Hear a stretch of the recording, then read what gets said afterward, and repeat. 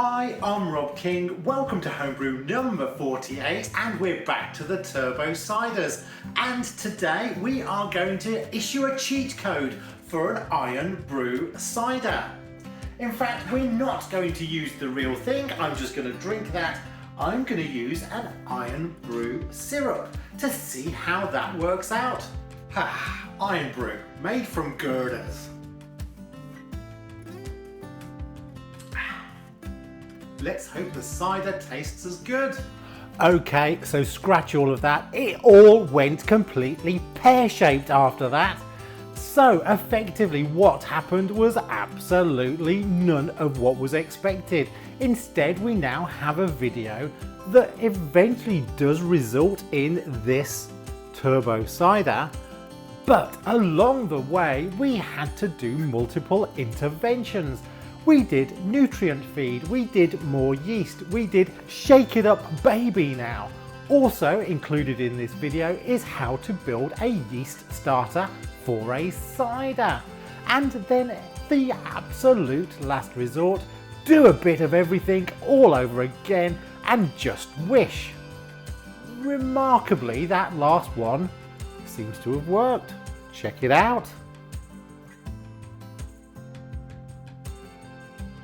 The equipment you're going to need is a 5-litre demijohn, an airlock and bung, a hydrometer and measuring cylinder, a thermometer, a jeweler's scales, a funnel, a measuring jug and a small saucepan. Ingredients are 4 litres of apple juice, 1 litre of Iron Brew syrup, 5 milligrams of safe cider TF6 yeast, 5 grams of DAP diammonium phosphate yeast nutrient and 2 tea bags.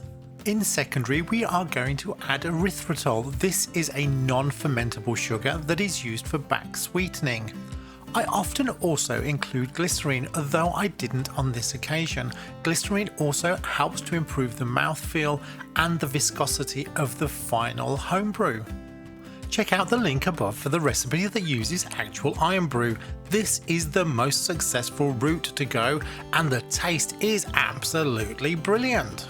However, in this recipe I chose to use the syrup, which unfortunately contains sodium benzoate, which is a preservative that inhibits yeast growth. This was a bit of a problem, but we did get there in the end by following a series of recovery steps that overcame the problem of the preservative. Before we begin, it's clean and sanitize, of course. We're going to start by measuring out 300 millilitres of apple juice and bringing it up to a simmer. Meanwhile, we can add the remaining apple juice into the demijohn along with our syrup. Once the apple juice is simmering, we can turn down the heat and add 2 tea bags for tannin. We are going to measure out 5 milligrams of diammonium phosphate DAP and add that to the demijohn. We'll just wash it down with a little apple juice and give it a good shake to mix it all in. We can now add our apple juice and tea combination also to the demijohn and finally top up with remaining apple juice. That seems high. Is method to my madness. We're taking a sample to measure the original gravity. 2.1. And it's come in at a whopping 1.080. This is going to be mind-bogglingly strong. Uh-oh. Wow. Oh my god, what's that going to come out like? We are also adding 3.5 grams of fermento. This is a natural yeast nutrient. Finally, it's time to add the yeast. This is the Fermentis TF6, which is a tutti frutti flavoured yeast. I'm looking forward to seeing how this all turns out. And of course, we give it all a good thorough mix. Here is where we put to the test just exactly how sweet a tooth I have. I mean, this is like Iron Brew, but on steroids. It's like drinking a liqueur. It's nice though.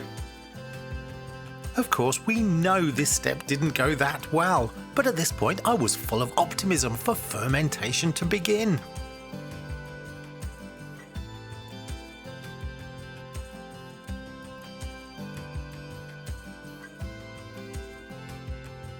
Something's happening. Just very slowly. Worried.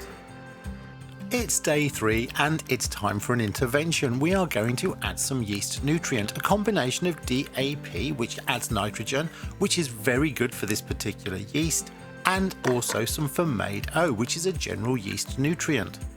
Well, I feared the worst, but it was worth giving it one more try. Fingers crossed, eh? I hope that's a good sign.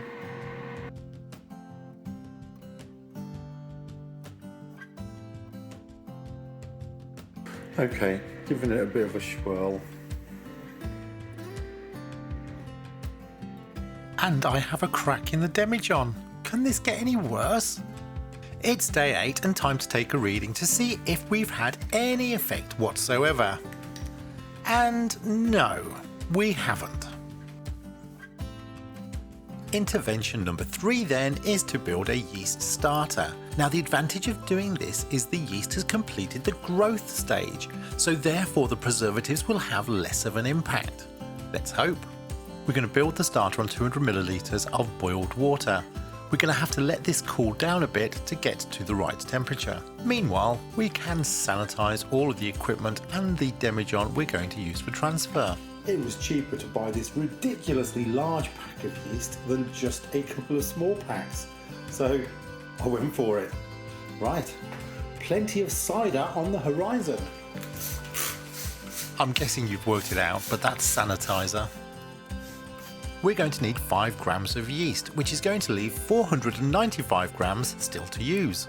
We can now add 1 litre of apple juice into the demijohn. The optimum temperature for the yeast is between 35 and 40 degrees centigrade. We're down to 38 degrees, so we are in that sweet spot, so it's now just a case of gently mixing it all in. We now need to leave this for 15 minutes before we add to the apple juice. We've had our 15 minutes to get this started. We now add that yeast to the apple juice, giving it all a very good shake to make sure it's all thoroughly mixed. This is the beginning of our yeast starter. We now put this to one side for the next 12 hours and let it get going. This is 4 hours. Our starter is starting. Coming up to 8 hours. I think I'm going to use it soon. Here we are then, our cider yeast starter on the right and our broken cider on the left. This is it then, we are going to bring the cider yeast starter together with our bad batch. Now this will dilute the specific gravity a little, so we will take a reading in just a moment. I do appreciate it slightly overfilled, but there is a reason. Mix, mix, mix, you know the drill. You knew there was method in my madness of filling the demijohn up quite that high. You would normally leave a bit more headroom. Well, it's because I'm going to take a sample for that new gravity reading. We now cross our fingers.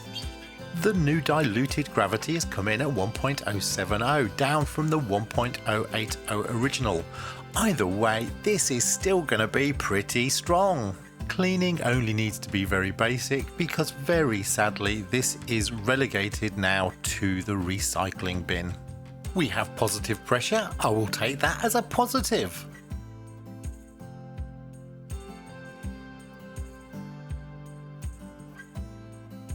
One day later, we do seem to have some least there at the bottom, but still very, very slow in the bubbler. I've just given it all a bit of a shake to see if that will help it along. In other news, spring is here. This rate of fermentation really is not setting the world on fire. However, we are seeing lots of bubbles. Maybe this is promising. That shake was 8 hours ago now, and it has really settled back out again already. It's now 2 days since we created the cider yeast starter, and there's not a lot to report. Those bubbles do keep giving me hope though. We're jumping ahead to 6 days since the cider yeast starter, and not much to report still. I guess I'll give it another swish and see if that helps. At least it makes me feel like I'm doing something.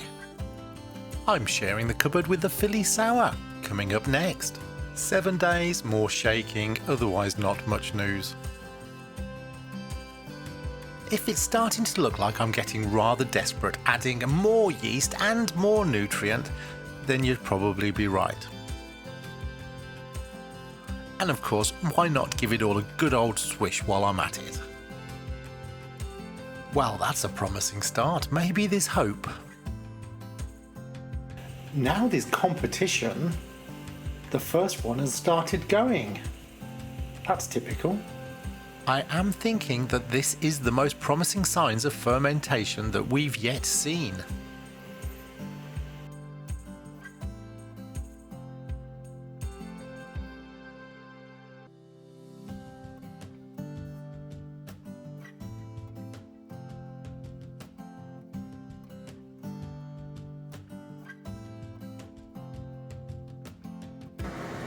This probably has actually finished. We will take a reading. Our question then is, has fermentation been in any way successful? And it has. It has come in at 1.002, which gives us a 9% ABV. A little taste test at this point always helps to decide if we need to back sweeten. It's not a strong iron brew. It is quite a citrus.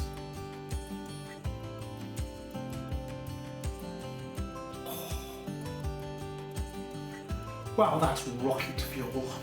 Whatever happens, I'm going to need to back sweeten this.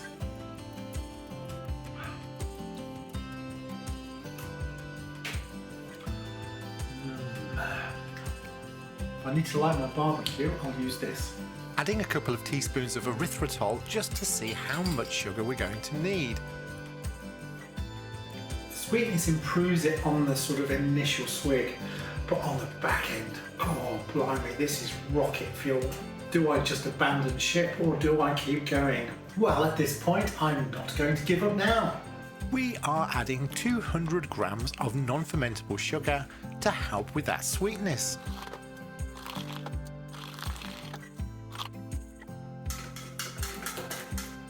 Transfer to a secondary vessel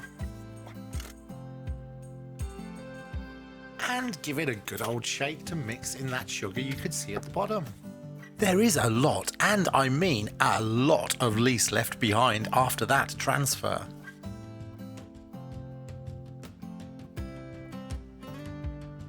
There's no truck really at the bottom, and we've managed to dissolve all of the non-fermentable sugar, so it should have sweetened up a bit. Clarity is starting to just happen a little bit, but we're going to help it along with a little bit of gelatin. Starting off then with 100 millilitres of boiled water. A typical sheet of gelatin is for 25 litres, so we need about a fifth or 20% of this sheet, which we're going to dissolve in the water. Mix to ensure that it's all dissolved. This has cooled down from the boiling water. It's still warm, but has cooled down. All the gelatin has dissolved, so we're just going to add it in. The smell is improved. Almost smells like iron brew now. And shake it a baby now.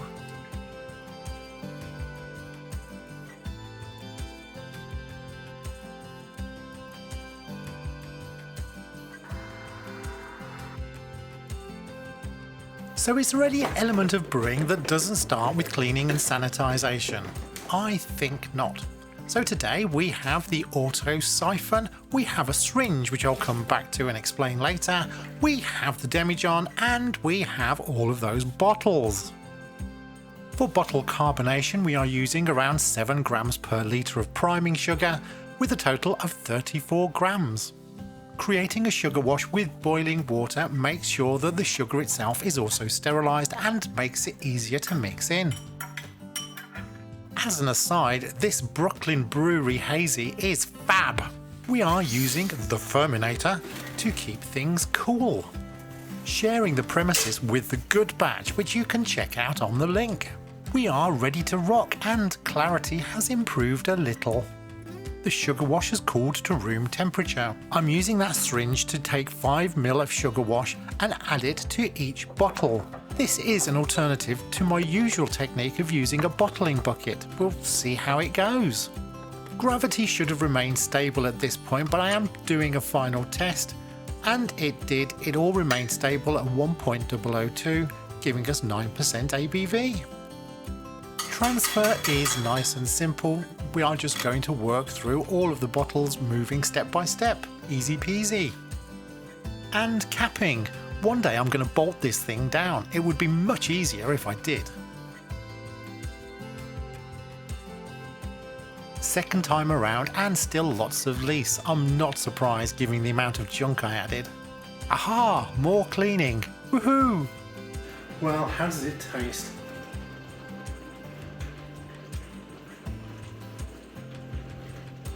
It still has a really sharp taste to it.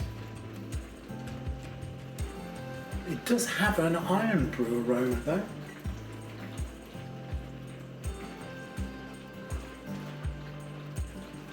It has bite.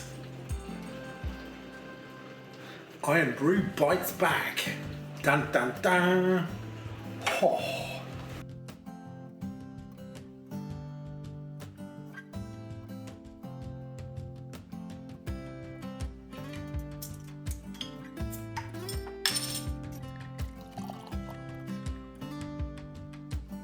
It has been 2 weeks in the bottle, and unfortunately in that time does not seem to have carbonated. However, the clarity now is coming through, which is quite incredible. So I think we need to leave it a bit longer. So this is going to be a very quick taste test to check on progress. Starting with aroma. It has lost some of that acrid aroma and now does genuinely taste back like iron brew. We know this is 9%, so I'm a little afraid. Let's see how it goes. Small sip, say. Well, nice and cold, positive. No carbonation, negative. Iron brew taste, positive. It is just a slight overly sweet. I think that syrup being so strong is just massively overpowering. Perhaps this would work with half of the quantity.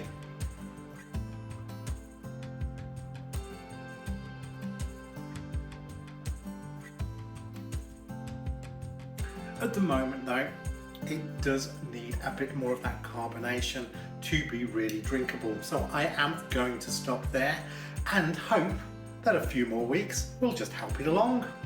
Cheers everyone, good health.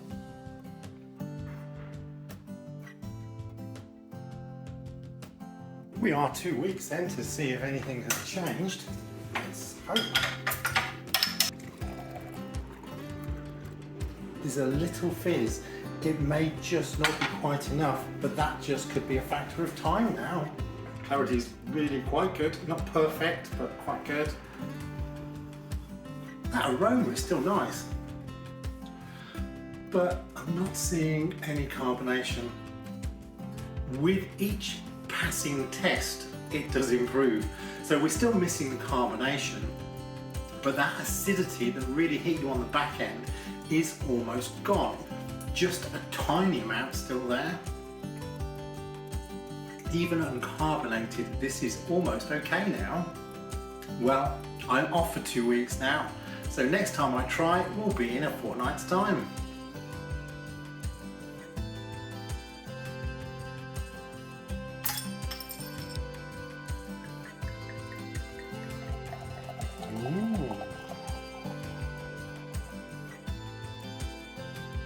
Here's some fizz.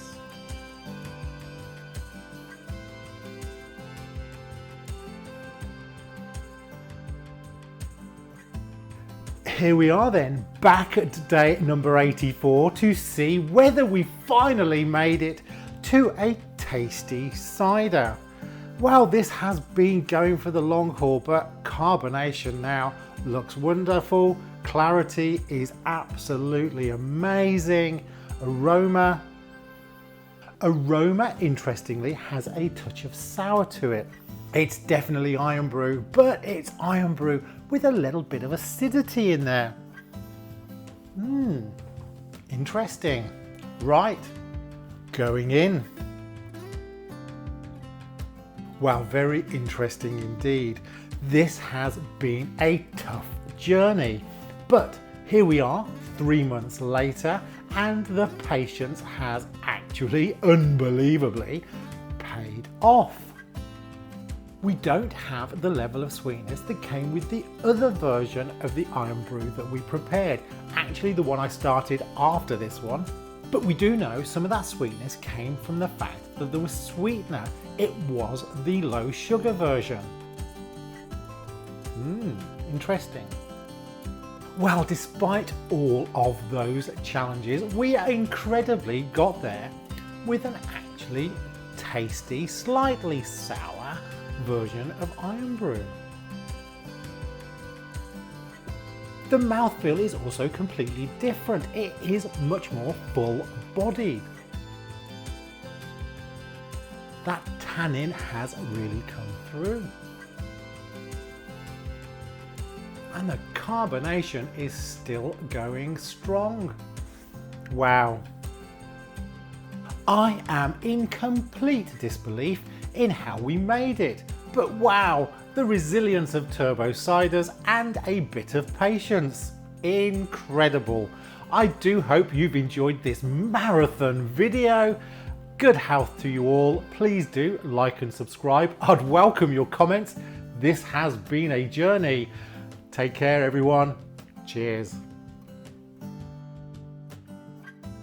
Let's check in on the Homebrew Masterplan.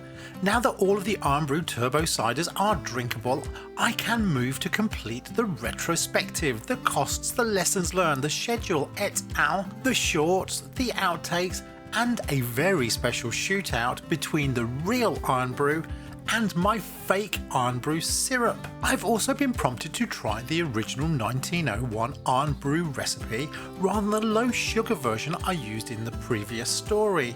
So I will be back again for another Iron Brew Turbo Cider chapter. The orange and strawberry Philly Sour lapped the Turbo Cider and is already up for viewing. The retrospective is next on my list to do. I checked the Punk IPA yesterday and it just needs a little more conditioning, but will be ready very soon. Looking ahead, I recovered the Punk IPA yeast with a plan to reuse. This is the first time I've done this. So next up will be an ordinary bitter with reused yeast. Thanks for watching everyone. Please do like and subscribe. Happy homebrewing. Cheers.